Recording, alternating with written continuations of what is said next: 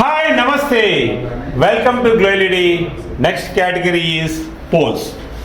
So పోల్స్ని మనం ఇక్కడ పెట్టలేం కాబట్టి మనం డెమో ఇక్కడ మోడల్స్ పెట్టాము. సో దీన్ని సో మోడల్స్లో చాలా రకాలు ఉన్నాయి ఇక్కడ. So you can see this is a square pole. This is a square pole with double arm. This is a pole in junction. It has a 4 arms. It is a jet pole.